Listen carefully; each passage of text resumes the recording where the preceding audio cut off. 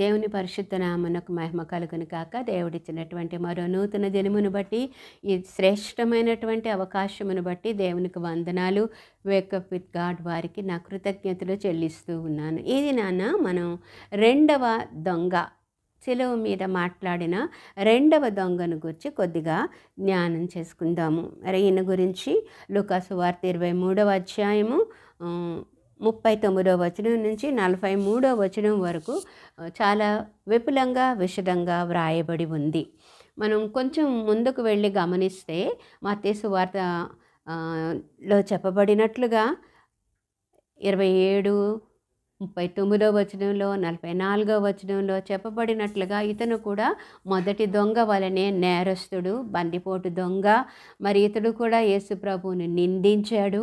మరి అలాగా ఉన్నటువంటి వాడు ఒక్కసారిగా ఈ అధ్యాయానికి వచ్చేటప్పటికి 40వ వచనానికి వచ్చేటప్పటికి అనుకొనని మార్పు అతనిలో మనకు కనిపిస్తుంది. అంతవరకు నిందించినవాడు, దూషించినవాడు, మరి అపహాస్యం చేసినవాడు ఒక్కసారిగా సడన్గా 40వ వచనంలో మనం చూస్తే, నీవు అదే శిక్షావిధిలో ఉన్నావు గనుక దేవునికి భయపడవా అని అనడం మనం గమనిస్తాము. అంటే సిలువ ఇతనిలో కలుగ చేసిన మార్పు, ప్రత్యేకంగా ఈ దొంగలో ఈ మార్పు ఎప్పుడు కలిగిందంటే, యేసు ప్రభు సిలువ మీద పలికిన మొదటి మాట వినిన తరువాత.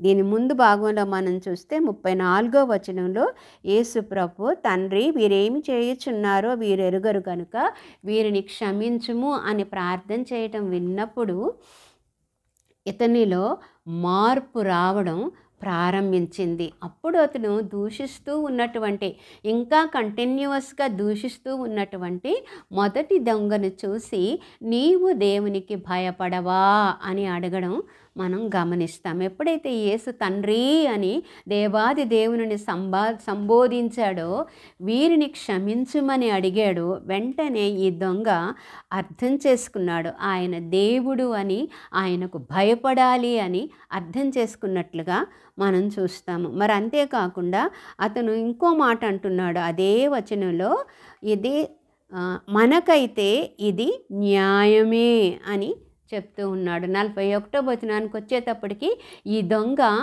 కన్విక్ట్ అయ్యాడు. మొట్టమొదటి మాట, సిలువ మీద పలికిన మొట్టమొదటి మాట ఈ దొంగలో గొప్ప మార్పును తీసుకొని వచ్చినట్లుగా చూస్తున్నాము.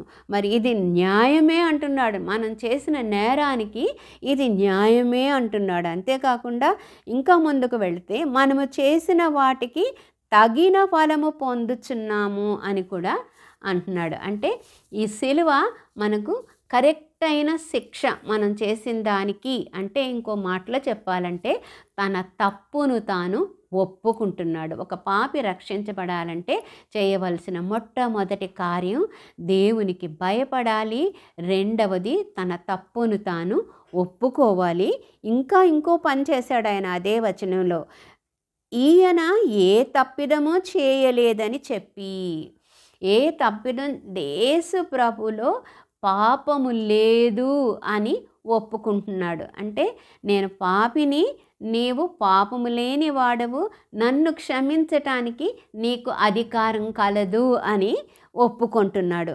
ఇంకా తర్వాత ఈ దొంగను గురించి చూసినట్లయితే యేసు అని పిలుస్తున్నాడు. యేసు అంటే అర్థం రక్షకుడు అని అర్థం. అంటే నన్ను రక్షించు, రక్షకుడా నన్ను రక్షించు అని వేడుకోవడం మనం గమనిస్తున్నాం. మరి అంతేకాకుండా ఇంకో పని చేశాడంటే, ఈయన ఏం చేశాడంటే, ఆ తర్వాత వచనంలో మనం చూసినట్లయితే, నీవు నీ రాజ్యములోనికి వచ్చినప్పుడు నన్ను జ్ఞాపకం చేసుకొనుము అన్నాడంట. అంటే యేసు ప్రభు రక్షకుడని అర్థం చేసుకున్నాడు. రెండవది, ఆయనకు ఒక రాజ్యం ఉంది అని అర్థం చేసుకున్నాడు. మూడవది, ఆయన తిరిగి రాబోతున్నాడు అని కూడా అర్థం చేసుకున్నాడు. తిరిగి రాబోతున్నాడు కాబట్టి నన్ను జ్ఞాపకం చేసుకో అని అడుగుతూ ఉన్నాడు. మరి ఇది ఎంత గొప్ప మార్పు అనేది ఈ మార్పు ఎలా కలిగింది అంటే శిలువ మీద యేసు పలికిన మొదటి మాటే అంత ఎఫెక్టివ్గా ఉంటే ఆ తర్వాత 6 మాటలు పలికాడు ఆయన. ఇంకా ఆ మాటతో 7 అన్నీ విన్నాడంట ఈ దొంగ. 7 మాటలు విన్నాడు. ఎందుకంటే యేసుప్రభు వారు చనిపోయిన తర్వాత వాళ్ళు ఇంకా బ్రతికే ఉంటే వాళ్ళ కాళ్ళు విరగ్గొట్టారు సైనికులు. మనకది స్పష్టంగా వాక్యంలో వ్రాయబడి ఉంది. అంటే అంతవరకు వీరు వినే స్థితిలో ఉన్నారు. మరి వినినప్పుడు ఎంతవరకు మనం సరి అయిన రీతిలో యేసు శిలువకు స్పందిస్తూ ఉన్నాము. ప్రభు అయితే వెంటనే నేడు నీవు నాతో కూడా పరదైసులో ఉందువు అని అతనికి వాగ్దానం చేశాడు. తనతో సమానమైన స్థలాన్ని అతనికి ఇచ్చాడు.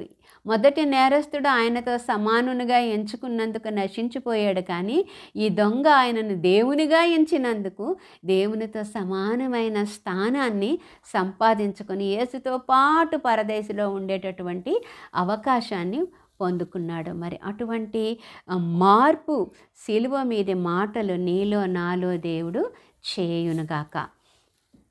ప్రభా మా దేవా, నీ ఘనమైన నామానికి వందనాలు. ఈ రెండవ దొంగ నేర్పిన సత్యముల కొరకు నీకు వందనాలయ్యా. ప్రభా, మరి శిలువ మీద పలికిన మొట్టమొదటి మాట, ఆ సువార్త అతనిలో రక్షణ కార్యాన్ని జరిగించి అతని స్పందన అతనిని పరలోకానికి తీసుకొని వెళ్ళినట్లుగా మేము చూస్తున్నాం తండ్రి.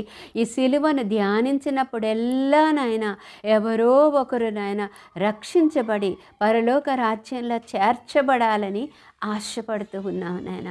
అటువంటి కార్యమును జరిగించి నీ నామమును పైకెత్తుకొనమని యేసు నామంలో అడిగి వేడుకొంచున్నాం తండ్రి. ఆమేన్.